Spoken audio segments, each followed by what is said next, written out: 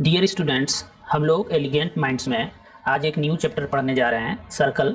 ये आपकी बुक का 10th चैप्टर है और सर्कल के बारे में सबसे पहले हम लोग समझेंगे। हालांकि इसके बारे में आप लोग प्रीवियस क्लास में भी पढ़े होंगे सर्कल के बारे में, लेकिन जो हम लोग पढ़ चुके हैं प्रीवियस क्लास में सर्कल के बारे में जो जानते हैं उसको भी हम लोग रिवाइज कर लेंगे। और आज अभी का जो चैप्टर है सर्कल, उसमें जो पढ़ना जरूरी है, पहले थ्योरी पार्ट उसका पढ़ेंगे हम लोग, जो इम्पोर्टेंट पॉइंट है उसको समझेंगे और फिर आज के लेक्चर में हम लोग इसका एक्सरसाइज भी सॉल्व करेंगे 10.1। ठीक है, तो सबसे पहले हम लोग जल्दी से इसका थ्योरी जो इम्पोर्टेंट है पॉइंट समझने के लिए उसको हम लोग समझ लेते हैं, फिर हम लोग इसका एक्सरसाइज सॉल्व करेंगे। तो सबसे पहले हम लोग सर्कल के डिफिनेशन को समझेंगे कि सर्कल होता क्या है, सर्कल कहने का मतलब क्या होता है। ठीक है, तो आप लोग ये जानते भी होंगे, collection of all points in a plane which are at a constant distance from a fix point, इसको हम लोग सर्कल बोलते हैं। ये कलेक्शन ऑफ ऑल पॉइंट्स बोल रहा है इन ए प्लेन, मतलब मान लेते हैं कि हमारे पास कोई एक प्लेन है, जैसे इसको हम एक प्लेन कंसिडर करते हैं। ठीक है, ये हमारा एक प्लेन है और यहाँ पे कुछ पॉइंट्स का कलेक्शन है। ठीक है, जैसे ये सभी पॉइंट्स है, ये सभी पॉइंट्स है, ये सभी पॉइंट्स है एक सिंगल प्लेन में। और हम लोग सर्कल वैसे कलेक्शन ऑफ पॉइंट को बोलेंगे जो कि एक सिंगल प्लेन में हो, इसके अलावा एक किसी पार्टिकुलर पॉइंट से फिक्स्ड डिस्टेंस पे हो या कांस्टेंट डिस्टेंस पे हो। ठीक है, तो ऐसे कलेक्शन ऑफ पॉइंट को हम लोग सर्कल बोलेंगे। कहने का मतलब है जैसे यहाँ पर ये कलेक्शन ऑफ पॉइंट है, ये जो सर्कल है ये कलेक्शन ऑफ पॉइंट है, बहुत सारे पॉइंट से मिलकर बना हुआ है। ठीक है, लेकिन इसके साथ कंडीशन क्या है, जैसे इसका कोई एक सेंटर होगा। ठीक है, इस सेंटर से ये सभी पॉइंट्स जो कलेक्शन ऑफ पॉइंट है, ये आपको दिख रहा है, ये सभी एक फिक्स्ड डिस्टेंस पे है। यहाँ से यहाँ तक का डिस्टेंस सेम है, यहाँ से यहाँ तक का डिस्टेंस सेम है। तो इस तरह के कलेक्शन ऑफ पॉइंट्स को हम लोग सर्कल बोलते हैं। ठीक है, और ये फिक्स्ड पॉइंट जिसका कि हम बात कर रहे हैं इसको हम लोग सेंटर बोलते हैं, और ये फिक्स्ड डिस्टेंस या कांस्टेंट डिस्टेंस को हम लोग रेडियस बोलते हैं इस सर्कल का। ठीक है, इसको सेंटर ऑफ दिस सर्कल बोलते हैं और ये कलेक्शन ऑफ पॉइंट्स है सर्कल एक सिंगल प्लेन में। अगर प्लेन आपको समझ में नहीं आ रहा है कि प्लेन होता क्या है, तो आप कमेंट सेक्शन में हमें बता सकते हैं, और जिसको समझ में आ रहा है वो भी एक्सप्लेन कर सकता है कि प्लेन होता क्या है। ठीक है, तो डिफिनेशन हम समझ चुके हैं इसका सर्कल का। अब इसके अलावा जैसे हम लोग सर्कल और लाइन के बीच में अगर ये देखें क्या है रिलेशन, मान लेते हैं कि ये एक हमारा सिंगल प्लेन है कोई ये, और इस प्लेन में एक लाइन भी है और एक सर्कल भी है। ठीक है, ये दोनों, लाइन भी कलेक्शन ऑफ पॉइंट्स है और सर्कल भी कलेक्शन ऑफ पॉइंट्स है, लेकिन सर्कल कलेक्शन ऑफ पॉइंट ऐसा है कि ये किसी एक पार्टिकुलर पॉइंट से फिक्स डिस्टेंस पे है सभी पॉइंट्स। ठीक है, तो 3 पॉसिबिलिटीज हो सकता है लाइन और सर्कल के बीच में। या तो लाइन इस सर्कल को बिना टच किए पास हो रहा होगा, जैसे इस केस में PQ लाइन इस सर्कल से एक डिस्टेंस पे है और इसको टच नहीं कर रहा है या इंटरसेक्ट नहीं कर रहा है। वहीं पर इस केस में, सेकंड केस में, जो सेकंड पॉसिबिलिटी है उसमें ये लाइन PB इस सर्कल को इंटरसेक्ट कर रहा है। ठीक है, और 2 पॉइंट पे इंटरसेक्ट कर रहा है, एक पॉइंट A पे इंटरसेक्ट कर रहा है और एक पॉइंट B पे इंटरसेक्ट कर रहा है। तीसरा कंडीशन ये है या पॉसिबिलिटी ये है कि ये लाइन इस सर्कल को एक पॉइंट पे टच कर रहा है या इंटरसेक्ट कर रहा है। ठीक है, तो इस केस में, थर्ड केस में, इस लाइन को PQ को हम लोग टेंजेंट बोलते हैं, और सेकंड केस में इस लाइन को हम लोग सेकेंट बोलते हैं, और इस केस में इसको कुछ नहीं बोलते हैं। ये इसके साथ अगर इंटरसेक्ट ही नहीं कर रहा है तो फिर इसको कुछ नहीं बोलते हैं, बस ये लाइन है और ये सर्कल है। लेकिन इस लाइन को हम लोग सेकेंट बोलते हैं क्योंकि ये लाइन इस सर्कल को 2 डिस्टिंक्ट पॉइंट पे इंटरसेक्ट कर रहा है या टच कर रहा है। ठीक है, वहीं पर इस लाइन को हम लोग टेंजेंट ऑफ दिस सर्कल बोलेंगे। ये टेंजेंट इस सर्कल को पॉइंट A पे टच कर रहा है या इंटरसेक्ट कर रहा है। ठीक है, तो टेंजेंट और सेकेंट हम लोग समझ चुके हैं। अब इसके अलावा और भी जो इसमें थ्योरी है उसको जल्दी से हम लोग रिवीजन करेंगे। अब टेंजेंट टू ए सर्कल होता क्या है, a tangent to a circle is a line that intersects the circle at only 1 point. अभी तुरंत हम लोग देखें हैं कि ओनली 1 पॉइंट पे अगर इंटरसेक्ट कर रहा हो कोई लाइन तो उसको हम लोग टेंजेंट बोलते हैं, और अगर 2 पॉइंट पे इंटरसेक्ट कर रहा हो तो उसको हम लोग सेकेंट बोलेंगे। ठीक है, तो ये टेंजेंट का डिफिनेशन है, ये हम लोग समझ चुके हैं। अब इसके अलावा कुछ और भी इंपॉर्टेंट पॉइंट्स हैं जिसको कि हम लोग समझ लेते हैं, उसके बाद एक्सरसाइज सॉल्व करेंगे। अब यहाँ पे एक स्टेटमेंट है, there is only 1 tangent at a point of the circle. इसका कहने का मतलब है कि जैसे हम लोग इसको टेंजेंट बोल रहे थे, तो इस पॉइंट A पे ऐसा कितना लाइन होगा जो कि इस सर्कल को पॉइंट A पे इंटरसेक्ट कर रहा हो या टच कर रहा हो, ऐसा कितना लाइन होगा। तो ऐसा एक ही लाइन होगा जो कि इस सर्कल को पॉइंट A पे टच कर रहा हो या इंटरसेक्ट कर रहा हो, बस एक ही लाइन है PQ, मतलब एक सिंगल पॉइंट पे सिंगल टेंजेंट ही होगा। अच्छा, दो टेंजेंट क्यों नहीं हो सकता है, देख लेते हैं, हम ड्रॉ करके देखते हैं। मान लेते हैं इस पॉइंट ए पे एक दूसरा लाइन हम ड्रॉ कर रहे हैं जो कि इस सर्कल को इंटरसेक्ट कर रहा है, ठीक है। जैसे ये एक लाइन ड्रॉ की है हम, ये इस सर्कल को पॉइंट ए पे इंटरसेक्ट कर रहा है, ठीक है। लेकिन ये देखिए, ये लाइन इस सर्कल को पॉइंट बी पर भी इंटरसेक्ट कर दिया। इस केस में ये टेंजेंट नहीं होगा, इस केस में ये सेकेंड हो जाएगा। वहीं पर आप दूसरा पॉसिबिलिटी भी, कितना भी पॉसिबिलिटी ले लीजिए, ये हमेशा आपको ऐसा ही कुछ मिलेगा कि इस पॉइंट ए से केवल एक ही टेंजेंट आप बना सकते हैं। मतलब एक पॉइंट से एक ही टेंजेंट बनेगा सर्कल का, मोर देन वन टेंजेंट नहीं बनेगा सिंगल पॉइंट से। तो यही बात यहाँ पर भी लिखा गया था कि यहाँ पे था there is only one tangent at a point of the circle. तो ये ट्रू है, एक पॉइंट से हम लोग एक ही टेंजेंट ड्रॉ कर सकते हैं सर्कल पे, ठीक है। इसके अलावा और क्या इंपॉर्टेंट पॉइंट है, the tangent to a circle is a special case of the secant when the two end points of its corresponding chord coincides। इसका कहने का मतलब है कि ये टेंजेंट भी जो है ना, ये स्पेशल केस ऑफ सेकेंड है, ठीक है। कैसे है, जैसे यहाँ पर सेकेंड हम किसको बोल रहे हैं कि अगर कोई लाइन इस सर्कल को टू डिस्टिंक्ट पॉइंट पे अगर कट कर रहा हो या इंटरसेक्ट कर रहा हो तब उसको सेकेंड बोलते हैं। लेकिन ये पॉइंट ए, अगर हम इसको कंसिडर करें कि ये पॉइंट ए, इसको इधर ले आते हैं हम और पॉइंट बी को भी इधर ले आते हैं, और ये दोनों पॉइंट अगर कॉन्साइड हो जाए तो उस केस में जो ये लाइन बनेगा इसको हम लोग टेंजेंट बोलते हैं, ठीक है। तो tangent special case of second है, ठीक है। वही सेंटेंस यहाँ पे लिखा गया है कि टेंजेंट भी स्पेशल केस ऑफ सेकेंड है, और when the two end points of its corresponding chord coincide, जब दोनों पॉइंट कॉन्साइड कर जाएगा तो उस केस में हम लोग सेकेंड को टेंजेंट बोल सकते हैं, ठीक है। ये सभी पॉइंट्स इंपॉर्टेंट है क्योंकि ये हो सकता है, पहले तो ये आपको समझना जरूरी है, इससे आपको एक कंसेप्ट बनेगा, सर्कल के बारे में आप अच्छे से समझ पाएंगे।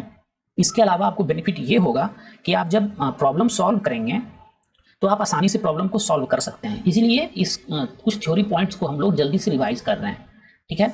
अब कुछ और भी है इसमें इंपॉर्टेंट है, जैसे एक थ्योरम है यहाँ पे, ये थ्योरम में बोला गया है the tangent at any point of a circle is perpendicular to the radius through the point of contact. ये थ्योरम बहुत ही इंपॉर्टेंट है, इसको समझते हैं और इस थ्योरम का हम लोग यूज भी करेंगे प्रॉब्लम सॉल्व करने के टाइम में।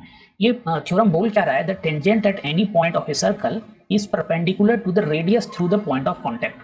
इसका कहने का मतलब है, इसको डायग्राम की हेल्प से समझेंगे हम लोग। जैसे ये हमारा एक सर्कल है जो कि कलेक्शन ऑफ पॉइंट्स है, और ये सभी पॉइंट्स एक पार्टिकुलर पॉइंट ओ, जिसको कि हम लोग सेंटर बोल रहे हैं, उससे फिक्स्ड डिस्टेंस पे है। तो ये एक सर्कल है, ठीक है, जितना हम लोग समझ रहे हैं।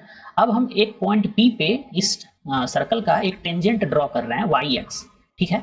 अब ये वाई एक्स टेंजेंट इस सर्कल का है, और हम ये थ्योरम बोल क्या रहा है कि the tangent at any point of a circle is perpendicular to the radius through the point of contact. ये बोल रहा है कि इस टेंजेंट जो कि पॉइंट पी पर है इस सर्कल का, अगर ओपी को हम ज्वाइन करें, ओपी को, तो ये परपेंडिकुलर होगा, ये बोलना चाह रहा है। मतलब ये ओपी लाइन, मतलब जो कि इसका रेडियस है इस सर्कल का, और पॉइंट पी से जो हम टेंजेंट ड्रॉ किए हैं ये परपेंडिकुलर होगा, ये थ्योरम ये कहता है, ठीक है। तो अगर ये थ्योरम है तो इसका प्रूफ भी होगा, और इसका प्रूफ जो है उसको हम लोग समझेंगे कि कैसे इस थ्योरम को प्रूफ किया जा सकता है कि किसी भी पॉइंट पे जो टेंजेंट होगा वो उस पॉइंट पे जो रेडियस है, रेडियस और टेंजेंट दोनों परपेंडिकुलर होगा एक दूसरे का, ठीक है। तो इसको समझने के लिए हम क्या करते हैं कि एक कोई दूसरा पॉइंट ले लेते हैं इस टेंजेंट पे, मान लेते हैं क्यू ले लेते हैं पॉइंट, ठीक है, और ओ से इसको ज्वाइन कर देते हैं, ठीक है। और हम लोग अभी डिफिनेशन में तुरंत देखे हैं कि टेंजेंट होता क्या है, जो कि टेंजेंट इस सर्कल के किसी एक पॉइंट को टच कर रहा होगा या किसी एक पॉइंट को इंटरसेक्ट कर रहा होगा। तो ये पॉइंट पी है, मतलब इस लाइन पे, एक्स वाई लाइन पे जो भी पॉइंट है वो सभी सर्कल से डिस्टेंस पर होगा, सर्कल के अंदर नहीं होगा। ओनली पॉइंट पी ही है जो इस सर्कल पर भी है और इस लाइन पर भी है। इसके अलावा इस लाइन पर जो भी पॉइंट्स है, क्योंकि ये लाइन भी कलेक्शन ऑफ पॉइंट्स है, तो इस लाइन पे जो भी पॉइंट है वो इस सर्कल के बाहर होगा, ठीक है। तो ये पॉइंट क्यू भी जो है वो सर्कल से बाहर होगा, और अगर ये सर्कल से बाहर है तो फिर इसका ये रेडियस नहीं होगा, नहीं होगा रेडियस। और रेडियस कौन सा होगा, जो पॉइंट ओ से पॉइंट पी के बीच में जो लाइन होगा, जो लाइन सेगमेंट इसको क्या कर रहा है, ज्वाइन कर रहा होगा, वही इसका रेडियस होगा। तो only point P point common है इस सर्कल में और इस लाइन सेगमेंट में। तो ये ओपी जो है यही एक ऐसा है जो कि यही पॉइंट P है जो कि इस लाइन पर भी है और इस सर्कल पर भी है, ठीक है। और जो भी पॉइंट होगा इस लाइन पे वो सभी इस OP से ग्रेटर होगा, क्योंकि कोई भी पॉइंट मान लेते हैं, ये पॉइंट ये ले लेते हैं हम, ये PQR ले लेते हैं इसको, OR पॉइंट अगर इसको हम कंसिडर करते हैं तो ये सर्कल से बाहर होगा, और अगर ये सर्कल से बाहर है तो OR जो होगा हमारा ग्रेटर देन OP होगा, क्योंकि OP हमारा क्या है, रेडियस है, और रेडियस से ये बड़ा आ रहा है OR, ठीक है, ये रेडियस है।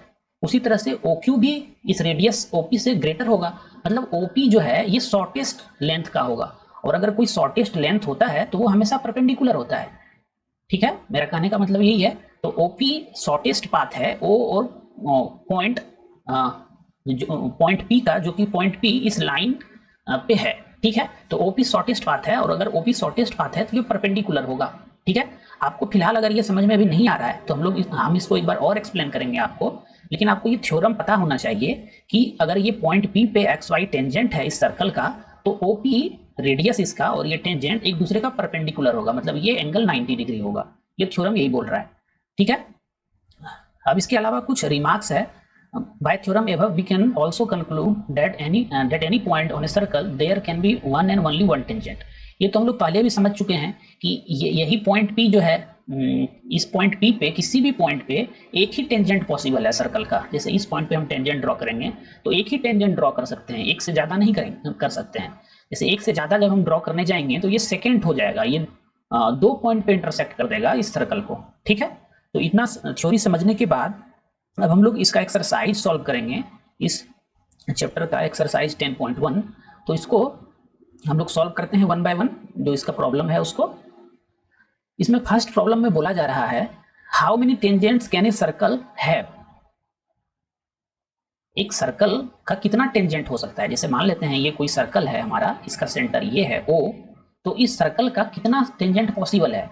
बहुत सारा टेंजेंट पॉसिबल है, हम इसके हर एक पॉइंट पे टेंजेंट ड्रॉ कर सकते हैं। अगर इस पॉइंट पे टेंजेंट ड्रॉ करना चाहें तो ये हो जाएगा, अगर इस पॉइंट पे टेंजेंट ड्रॉ करना चाहेंगे तो ये हो जाएगा, इस पॉइंट पे टेंजेंट ये हो जाएगा, इस पॉइंट पे टेंजेंट ये हो जाएगा। तो इस तरह से हम बहुत सारा टेंजेंट ड्रॉ कर सकते हैं। हर एक ये कलेक्शन ऑफ पॉइंट है सर्कल, तो सर्कल के हर एक पॉइंट से वन टेंजेंट ड्रॉ कर सकते हैं हम लोग। तो कितना टेंजेंट हो सकता है सर्कल का, मेनी टेंजेंट हो सकता है, इन्फिनाइट मेनी टेंजेंट हो सकता है, ठीक है। तो इसका आंसर यही होगा कि infinite many tangents are possible, ठीक है। ये पूछ रहा है how many tangents can a circle है, तो मेनी टेंजेंट्स होगा इसका आंसर। इसके अलावा सेकेंड प्रॉब्लम जो है इसको भी हम लोग देखते हैं, इसमें फिल इन द ब्लैंक्स करने बोल रहा है। और इसमें फर्स्ट प्रॉब्लम जो है, a tangent to a circle intersect it in dash point या पॉइंट्स।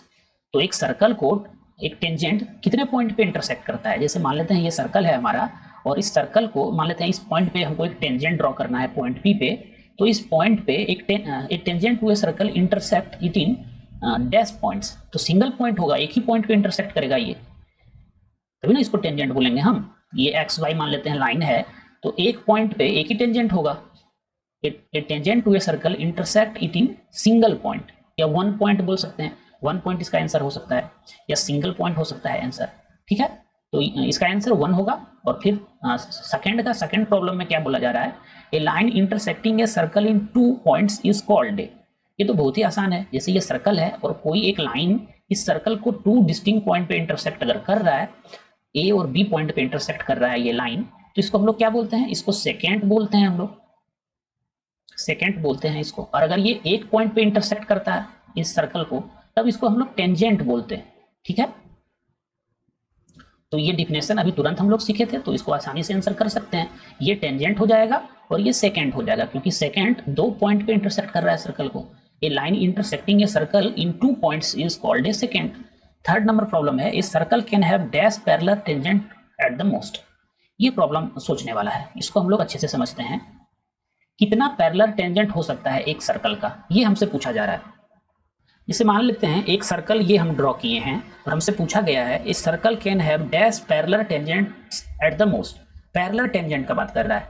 अब हम मान लेते हैं इस पॉइंट P पे यहाँ पे एक टेंजेंट ड्रॉ करने जा रहे हैं, तो इस टेंजेंट को हम लोग इसके एक पॉइंट पे इंटरसेक्ट करेगा, उसको हम लोग टेंजेंट बोलेंगे। तो ये एक टेंजेंट हो गया। अब हम चाहते हैं कि इसी टेंजेंट के पैरेलल एक और टेंजेंट हम ड्रॉ करें, ठीक है। या फिर इस तरह का कितना पैरेलल टेंजेंट ड्रॉ किया जा सकता है इस सर्कल का। इस पॉइंट पे मान लेते हैं कि हम टेंजेंट अगर ड्रॉ करेंगे, तो क्या ये दोनों पैरेलल होगा, नहीं होगा पैरेलल। अगर इस पॉइंट पे ड्रॉ करें तो ये भी पैरेलल नहीं होगा, ठीक है, हमको पैरेलल चाहिए। अगर इस लाइन के पैरेलल एक हम लाइन ड्रॉ करें तो ये टेंजेंट तो है ही नहीं, ये सेकेंट हो गया। अगर हम यहाँ पे ड्रॉ करें एक लाइन इसके पैरेलल तो ये दोनों टेंजेंट पैरेलल है, और ऐसा दो ही टेंजेंट पॉसिबल है जो कि एक दूसरे का पैरेलल हो। और ये पैरेलल होगा कैसे, इसको भी अभी समझेंगे हम लोग। जैसे मान लेते हैं ये एक टेंजेंट हम ड्रॉ कर दिए यहाँ पर, और एक दूसरा टेंजेंट हम बोल रहे हैं कि ये इसके पैरेलल है, ठीक है। अगर ये दोनों टेंजेंट पैरेलल है तो इस पॉइंट O से हम लोग अभी तुरंत देखे हैं एक थ्योरम, इस पॉइंट O से इस टेंजेंट के पॉइंट P पे और इसके Q पे इसका एंगल कितना हुआ होगा, OP एंगल कितना हुआ होगा, 90 डिग्री हुआ होगा, और ये भी 90 डिग्री हुआ होगा, ठीक है। तो ये अगर दोनों 90 डिग्री है तो फिर इसका मतलब है कि ये लाइन और ये लाइन दोनों पैरेलल है कि नहीं। रिकॉल करिए आप, ये 90 डिग्री है, आप ऐसे समझ सकते हैं ये 90 डिग्री है, तो इसका क्योंकि ये लाइन है एक, तो ये एंगल भी 90 डिग्री होगा। अगर ये 90 क्यों होगा ये 90 डिग्री, क्योंकि ये दोनों एंगल लीनियर पेयर है, इस दोनों एंगल को ऐड करने पे 180 डिग्री आएगा। ये अकेले 90 डिग्री है तो इसको भी 90 डिग्री होना पड़ेगा 180 में सब्ट्रैक्ट करके, ये सब बहुत आप बनाए होंगे। अब ये 90 है और ये भी 90 है, तो ये दोनों कैसा है, अल्टरनेट एंगल है। अगर ये एंगल और ये एंगल दोनों 90 डिग्री है, इसका मतलब क्या है कि ये लाइन और ये लाइन पैरेलल है, क्योंकि ये दोनों अल्टरनेट एंगल है। यहाँ पे PQ ट्रांसवर्सल हो जाएगा और ये लाइन पैरेलल हो जाएगा। मतलब कहने का है कि ये circle can have 2 parallel tangents at the most, और 2 से ज्यादा नहीं हो सकता है, ठीक है, क्योंकि और 90 डिग्री का और भी दूसरा लाइन यहाँ पर नहीं बनेगा जो इसका टेंजेंट होगा। तो 2 टेंजेंट्स पैरेलल हो सकता है एट मोस्ट, ठीक है, 2 से ज्यादा नहीं हो सकता है, 2 एट मोस्ट, 2 से ज्यादा पॉसिबल नहीं है टेंजेंट्स जो कि एक दूसरे के पैरेलल हो, ठीक है। ये बहुत अच्छा था ये समझने के लिए, ये हम समझ चुके हैं। अब हम लोग 4th नंबर पे जाते हैं। 4th नंबर में क्या बोल रहा है, a common point of a tangent to a circle and the circle is called a common point of a tangent to a circle and the circle is called। तो ये बहुत ही आसान है। जैसे मान लेते हैं इस पॉइंट पे एक हम टेंजेंट ड्रॉ कर रहे हैं और ये पॉइंट हम बोल रहे हैं P है, ये पॉइंट P इस लाइन पर भी है और इस सर्कल पर भी है, सर्कल का भी पार्ट है ये पॉइंट P, तभी ना इसको एक सिंगल पॉइंट पे इंटरसेक्ट कर रहा होगा। तो फिर इस कॉमन पॉइंट को हम लोग क्या बोलते हैं, a common point of a tangent to a circle and the circle is called point of contact, इसको बोलते हैं, ठीक है।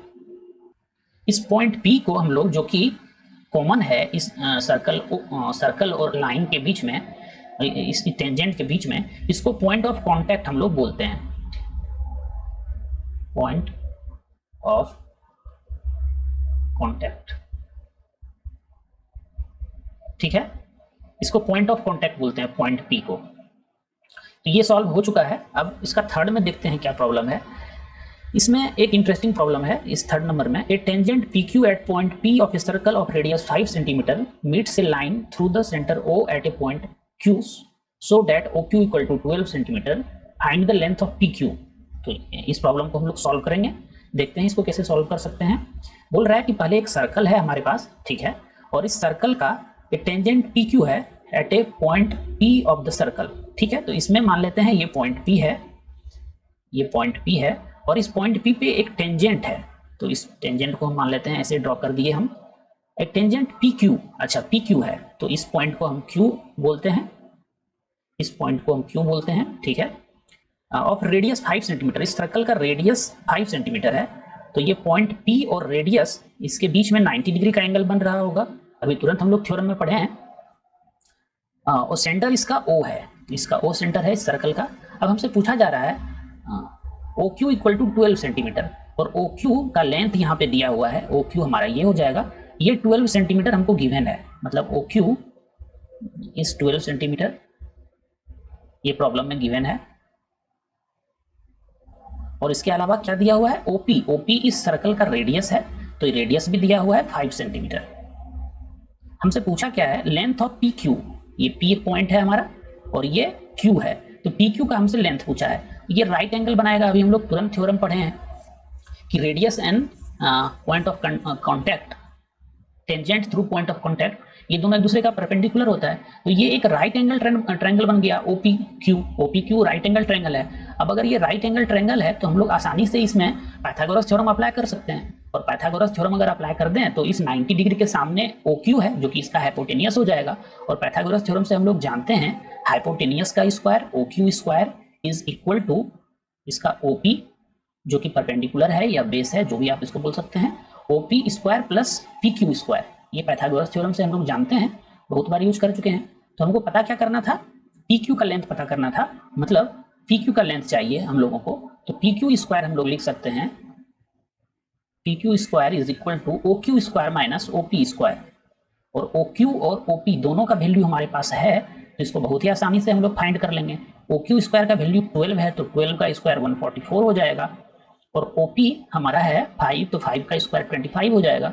इसको दोनों को सब्ट्रैक्ट कर देते हैं हम, तो ये हमारा 9 आ गया, ये 1 आ गया, और ये 1 आ गया, 119 आ गया। ठीक है, PQ स्क्वायर इक्वल टू 119 है, तो PQ इक्वल टू कितना हो जाएगा, स्क्वायर रूट ऑफ 119 सेंटीमीटर। ये ऑप्शन में है, तो इसका ऑप्शन डी करेक्ट हो जाएगा। ठीक है, नेक्स्ट लेक्चर में इससे आगे का जो थ्योरम होगा और एक्सरसाइज होगा उसको सॉल्व करेंगे। Thanks for watching elegant minds.